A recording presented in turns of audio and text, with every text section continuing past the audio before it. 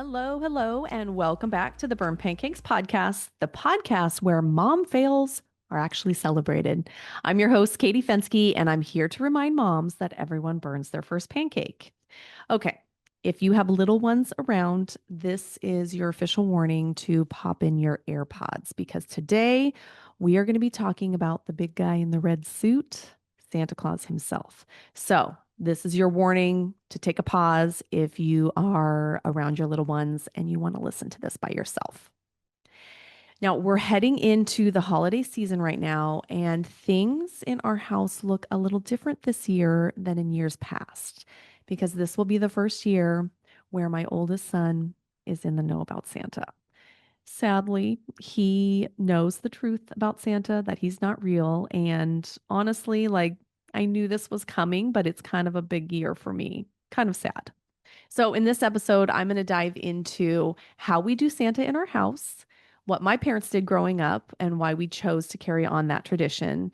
And yes, the year that my oldest Ronin started asking those dangerous questions and how we dealt with that talk, um, how we did it, and how we're moving forward after that.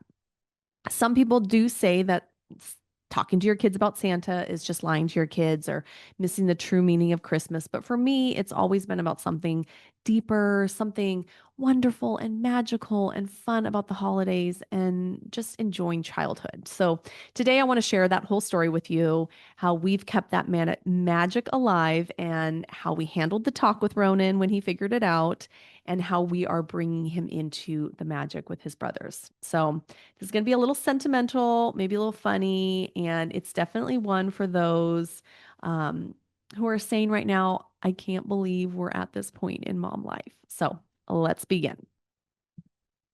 To start off, I just want to share what it was like for me growing up and how my parents did Santa. So, growing up, we definitely did Santa. We did the cookies and the carrots on the plate, special gift tags from Santa, hanging the stockings on the fireplace, all of that. We even had this like giant night before Christmas coloring book that I remember that each year we brought out. And at night when we were watching TV, my sister and I would like lay on it in color. It was literally the size of us. But for us, Santa was so magical. I truly believe, I loved that feeling of believing in Santa. It made Christmas so exciting. I remember one Christmas Eve, literally trying to stay up as late as I could so that I could maybe see Santa. And then I bet it was probably 3 in the morning when I woke up and snuck out to see like the presents under the tree and not being able to sleep the whole night. It was just that exciting. I also remember my mom locking herself in the bedroom to wrap presents. And for some reason, I still had no idea that she was Santa. Or the year that my parents had like a full basketball hoop box waiting for us in the back of her car to surprise us, not even realizing that, mom must have been hiding it back here under that sheet that's been laying back there. But it just led to this like feeling of wonder and anticipation and just magic. Christmas was magic when you were a kid. So, this is kind of why we decided we wanted to have this for our kids to this day.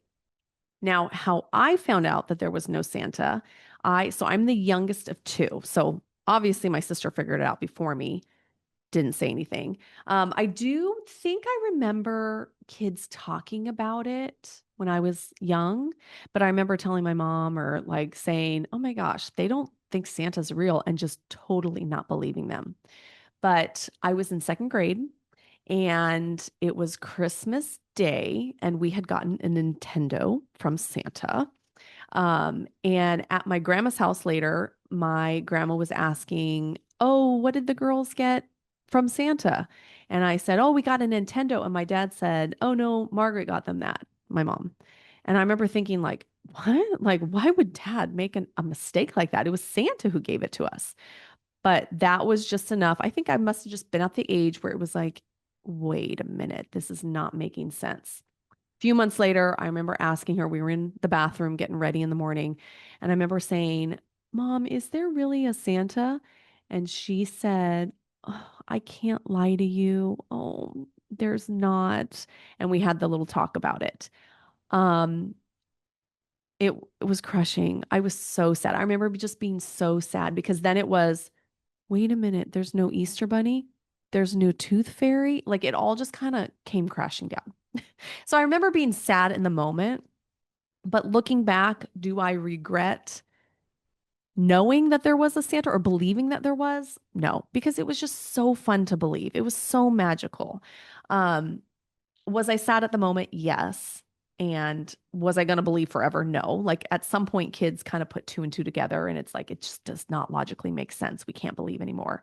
But because of that feeling that you have, I just wanted to give that to my kids too. So, why we chose this tradition for our own kids was because we liked how we were raised. I know this debate kind of comes up every year, and I see it on social media. It pops up about like, do we do Santa or not? Now, you have one group of parents who are like, we don't do Santa. We tell our kids the truth from the start. And the rest of the people are over here, staying up till midnight trying to pretend they're Santa. And honestly, like I totally get both sides. Some people feel like Santa takes away from the true meaning of Christmas. Um, Others feel like it's lying to your kids or setting them up for disappointment when they actually do figure it out. Or how will my kids ever trust me if they find out I've been lying to them for this many years? So I totally get that. And that is a valid point.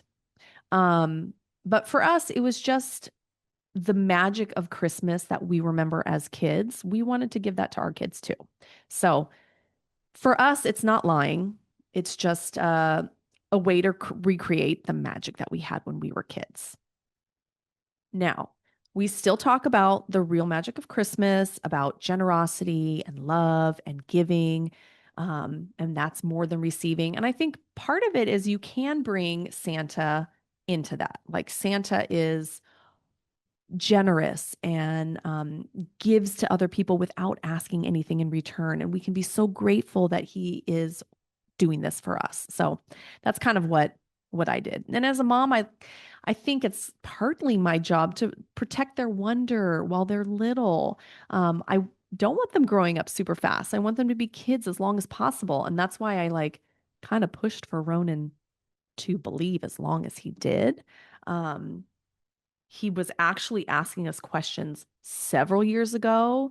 And instead of like my mom, how she was like, oh, I can't lie, I kind of like still played it off like, why would you say he's not real? He's real. And just like kept going because I just really, I wanted it to last a lot longer for him and for me.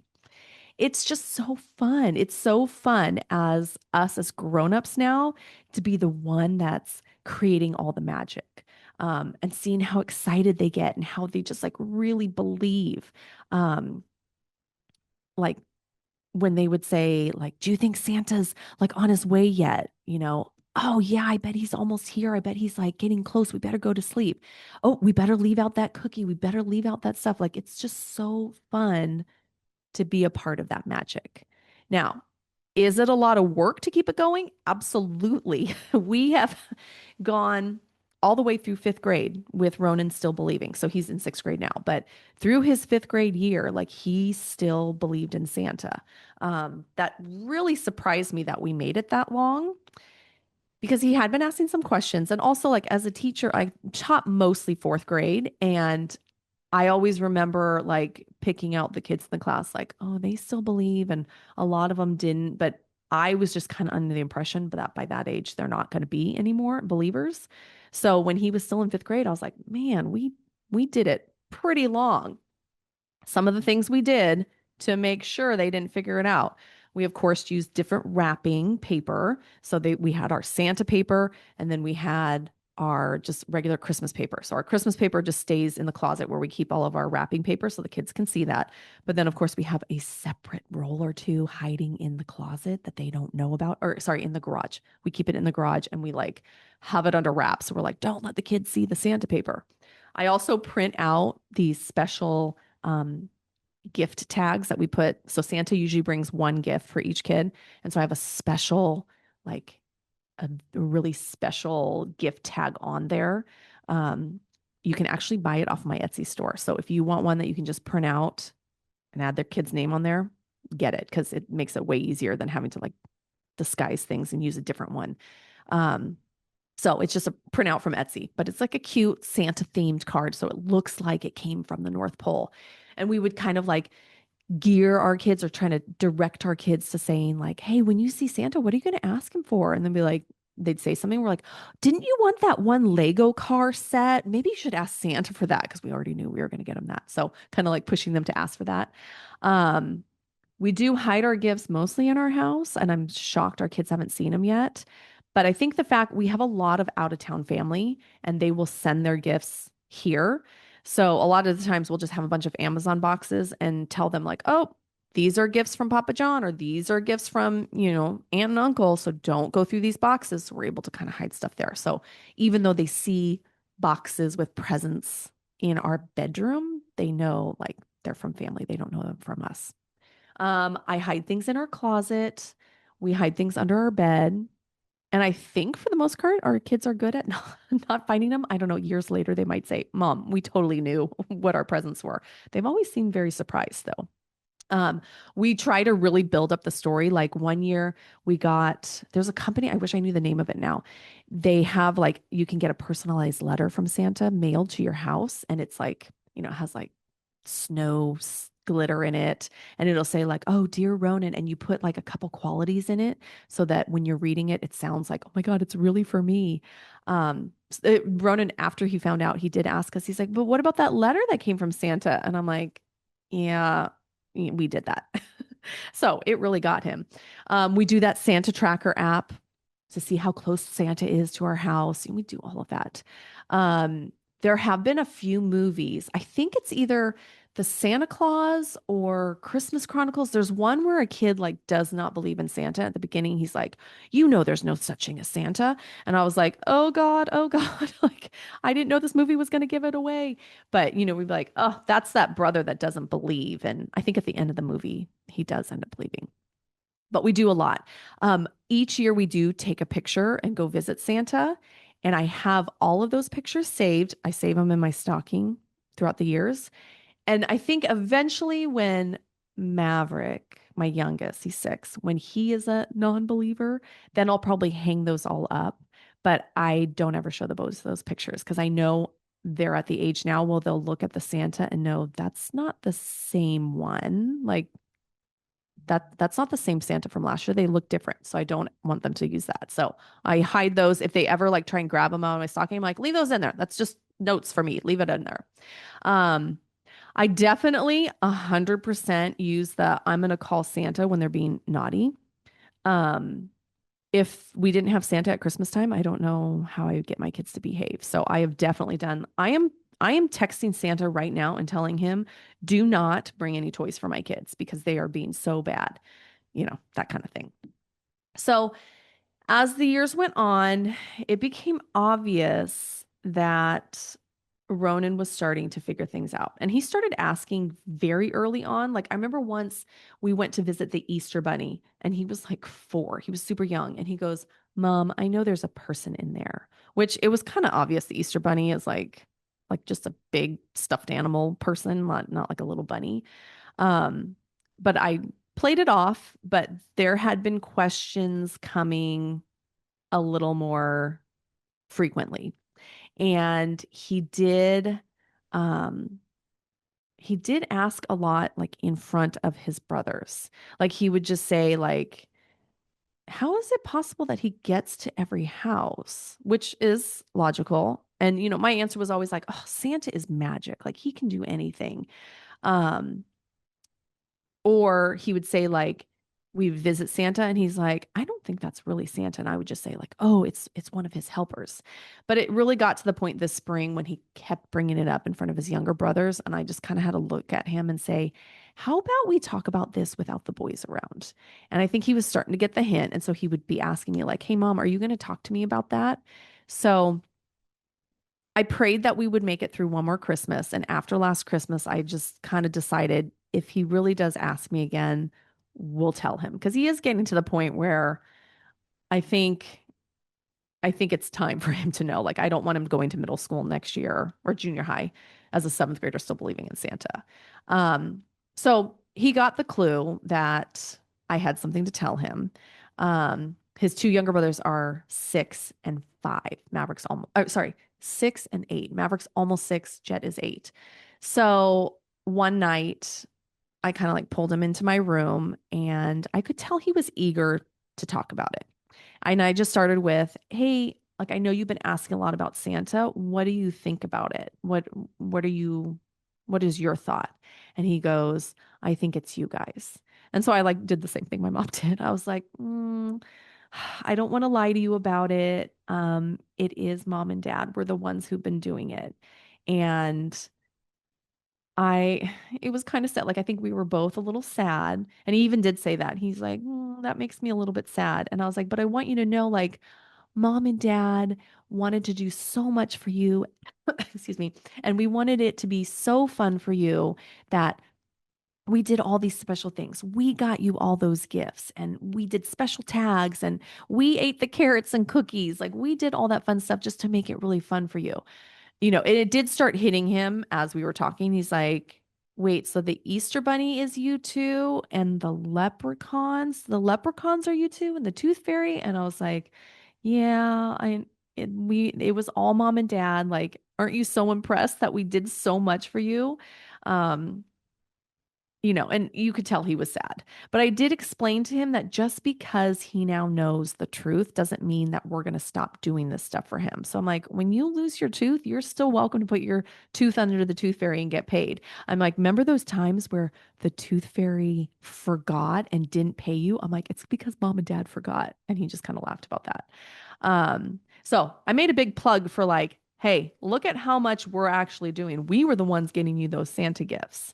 So he he took it okay. He felt a little sad, but it was like, it's time for you to know the truth, and it is what it is.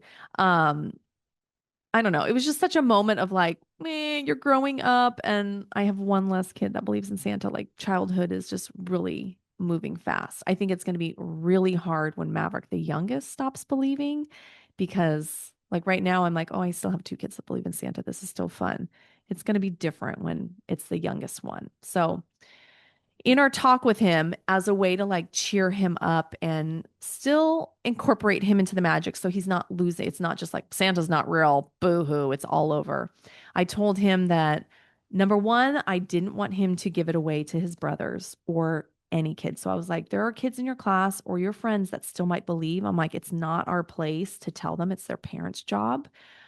So I need you to do everything you can to make sure Jet and Maverick still believe. And if you have any friends that are still believing, you don't need to tell them anything. I did say that now he could be a part of like Santa in our house, and we're going to entrust him with the job of like keeping the magic alive for his brothers.